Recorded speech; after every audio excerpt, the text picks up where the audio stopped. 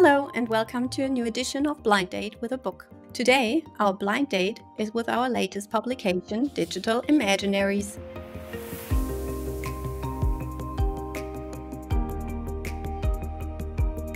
The publication is based on the exhibition and research project of the same name. It was realized in collaboration with 3 institutions: Sun in Dakar, Senegal, Wits Art Museum in Johannesburg, South Africa, and the ZKM. I'm happy to give the word now to the editors and authors of the publication. To us, it was really important that this book was a co-production that was made possible by a large collective. In each city, artists, makers, architects, writers, and social scientists examine digital future on the African continent.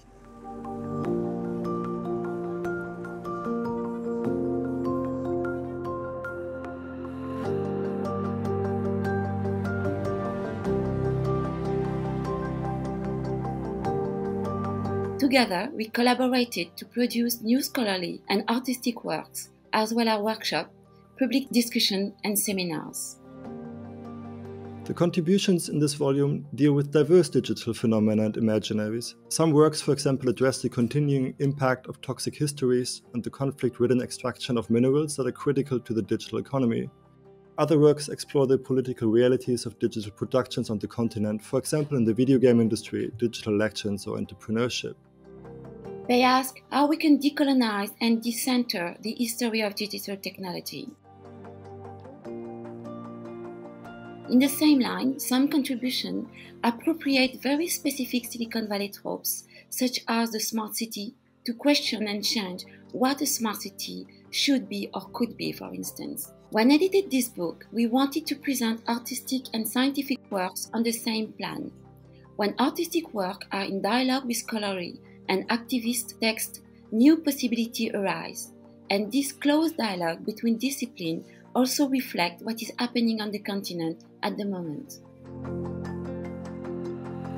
Many of the works formulate critique, but they don't stop there. Instead, they also make proposals for how alternative, less toxic ways of living with the digital could be made possible. Starting from position on the African continent and in the African diaspora, the works presented in the book, we hope, will contribute to the global struggle for more diverse and inclusive digital futures. Hello, my name is Mamadou Diallo. I'm DK Osei-Wasari. My name is Michelle Wahome. And I am Yasmin Abbas. My contribution to the book is the essay Techno Dandy, Figuration of an African Digital Entrepreneur. Kai's sculpture resonated with some of my observations of how this modern archetype of the tech entrepreneur is represented and expressed in African settings. And that's what I wrote about. With Berlin-based art historian Judith Rothenburg, we contributed the piece titled The Primitivist Veil. We refer to a trope which posits the continent as the historical site of spontaneous, raw, undisciplined human expression. In other words, as an artful and soulful rather than technical place. Oftentimes, discourses about the digital in Africa are surreptitiously informed by that misleading trope. We wrote the text AMP Spacecraft, Building an Afronautics Program. In it, we describe the Agbobloshi Makerspace platform we started a decade ago to transform the recycling and maker ecosystem at and around the Agbobloshi scrapyard in Ghana's capital city of Accra. In the text, we speak how Afronautics presents opportunities for communities to co-create technology.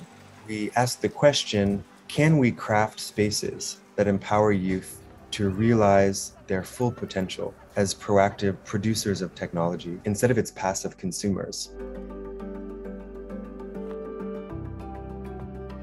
For me, the Digital Imaginaries project was an eye-opening exercise in transdisciplinary practice and knowledge exchange.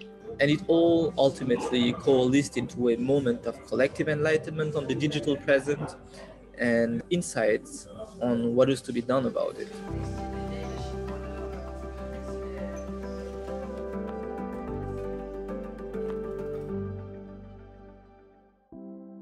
There are also many other activists, artists, makers, and theorists involved in this book. Some of them were with us at the ZKM in 2018 when the exhibition took place in Karlsruhe. For ZKM, Digital Imaginaries is a very important project. The audience of ZKM was able to engage with the enormous potential and also with the risks of the digital revolution in African countries. The project shaped the awareness of a topic which is still not addressed very often in Germany. Through the exchange that emerged from the project, our perspectives on the digital were also broadened by new perspectives. And we were very pleased that Digital Imaginaries, with all its participants from African countries, stimulated a productive exchange that will accompany us in the future.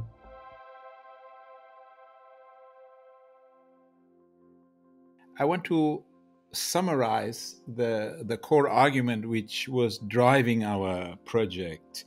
And for that purpose, I need to recapitulate a few general observations. We live in a time when many people, I would say a majority, have the impression that we are in a digital cage. Of course, there are others who would assume that digitization comes to our rescue. But let's stick for a moment with the digital cage.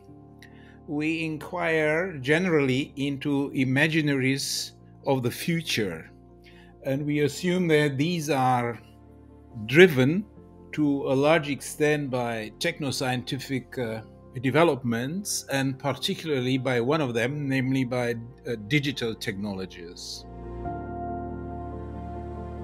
We have thereby produced ample material or evidence that shows that the spatial and the epistemic dimensions cannot be disentangled. This means that opening up new pathways of digital futures, namely pathways which take us out of the digital cage, pathways for the digital future of the entire planet, can only be searched for translocally and transdisciplinary. We cannot wait for a moment of being rescued from a certain place or a continent, and also not from one particular epistemic position, but by transcending all of them.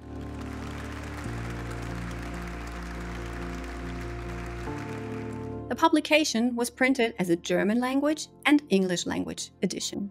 Both are being distributed by the art book publisher Kerber. We wanted the book to be published both in print and in digital. You can download the digital version of the book for free from the websites of our partner institutions and also from the ZKM website. If you are curious, take a look at our book and you will enjoy it. Thank you.